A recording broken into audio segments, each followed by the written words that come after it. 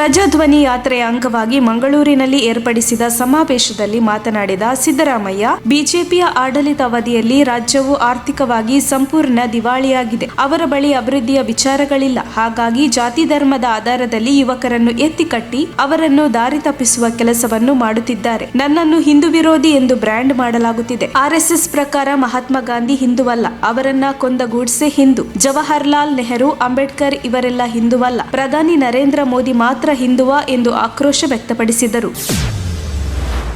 ಗದಗ ತಾಲೂಕಿನ ಕನಗಿನಾಳ ಗ್ರಾಮದ ವ್ಯಾಪ್ತಿಯಲ್ಲಿ ಪವನ ವಿದ್ಯುತ್ ಟವರ್ಗಳ ವಿದ್ಯುತ್ ಸರಬರಾಜುಗಾಗಿ ಹೈಟೆನ್ಷನ್ ಟವರ್ಗಳು ಅಳವಡಿಸಲಾಗುತ್ತಿದೆ. ಆದರೆ ಕನಿಷ್ಠ ರೈತರ ಗಮನಕ್ಕೂ ತಾರದೆ ಟವರ್ ಅಳವಡಿಸುತ್ತಿದ್ದಾರೆ ಎಂದು ರೈತರು ಆರೋಪಿಸಿದ್ದಾರೆ. ಕಂಪನಿಗಳ ದಬ್ಬಾಳಿಕೆ ವಿರುದ್ಧ ಕ್ರಮ ಕೈಗೊಂಡು ನಮಗೆ ನ್ಯಾಯ ಕೊಡಿಸಿ ಅಂತ ಕಂದಾಯ ಪೊಲೀಸ್ ಇಲಾಖೆ ಅಧಿಕಾರಿಗಳಿಗೆ ಸಾಕಷ್ಟು ಬಾರಿ ಮನವಿ ಮಾಡಿದ್ರೂ ಅಧಿಕಾರಿಗಳು ರೈತರ ನೆರವಿಗೆ ಧಾವಿಸಿಲ್ಲ. ಅಷ್ಟಕ್ಕೆ ನಿಲ್ಲದ ಕಂಪನಿ ದಬ್ಬಾಳಿಕೆ ಮಿತಿಮೀರಿದೆ. ಈಗ ರೈತರ ಜಮೀನುಗಳಲ್ಲಿ ಅಡ್ಡಾದಿಡ್ಡಿ ವಾಹನಗಳ ಸಂಚಾರ ಮಾಡಿ ಅಪಾರ ಬೆಳೆ ಹಾನಿ ಮಾಡಿದ್ದಾರೆ. ಇದು ಅನ್ನದಾತರ ಆಕ್ರೋಶಕ್ಕೆ ಕಾರಣವಾಗಿದೆ. ನೀವು ಅದಕ್ಕಿಂತ ಹೆಚ್ಚಿಗೆ ಫಿಕ್ಸೇಷನ್ ಮಾಡ್ಬೇಕೆ?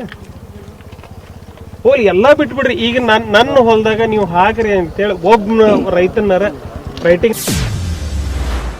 ಬಿಜೆಪಿ ಸರ್ಕಾರದ ವಿರುದ್ಧ ಜನಜಾಗೃತಿ ಮೂಡಿಸಲು ಬೆಂಗಳೂರಿನ 300 ಸ್ಥಳಗಳಲ್ಲಿ ಇಂದು ಕಾಂಗ್ರೆಸ್ ಪ್ರತಿಭಟನೆ ಹಮ್ಮಿಕೊಂಡಿದೆ. ಮಾಜಿ ಮುಖ್ಯಮಂತ್ರಿ ಸಿದ್ದರಾಮಯ್ಯ, ಕೆಪಿಸಿಸಿ ಅಧ್ಯಕ್ಷ ಡಿಕೆ ಶಿವಕುಮಾರ್ ಸೇರಿದಂತೆ ಕಾಂಗ್ರೆಸ್ ಮುಖಂಡರು ಭಾಗಿಯಾಗಲಿದ್ದಾರೆ. ಇಂದು 51 ಮೆಟ್ರೋ ನಿಲ್ದಾಣಗಳು, 26 ಫ್ಲೈಓವರ್, 200 ಟ್ರಾಫಿಕ್ ಸಿಗ್ನಲ್ಗಳಲ್ಲಿ ಭ್ರಷ್ಟಾಚಾರ ತೊಲಗಿಸಿ ಬೆಂಗಳೂರು ಉಳಿಸಿ ಘೋಷವಾಕ್ಯದಡಿ 3 ತಾಸು ಕಾಂಗ್ರೆಸ್ ಪ್ರತಿಭಟನೆ ಹಮ್ಮಿಕೊಂಡಿದೆ. ಬೆಂಗಳೂರಿನ ಎಲ್ಲ 28 ಕ್ಷೇತ್ರಗಳಲ್ಲಿ ಶಾಸಕರು, ಮಾಜಿ ಶಾಸಕರು ಸೇರಿದಂತೆ ಕಾಂಗ್ರೆಸ್ ಮುಖಂಡರು 300 ಕಡೆಗಳಲ್ಲಿ ಪ್ರತಿಭಟನೆ ನಡೆಸಲಿದ್ದಾರೆ.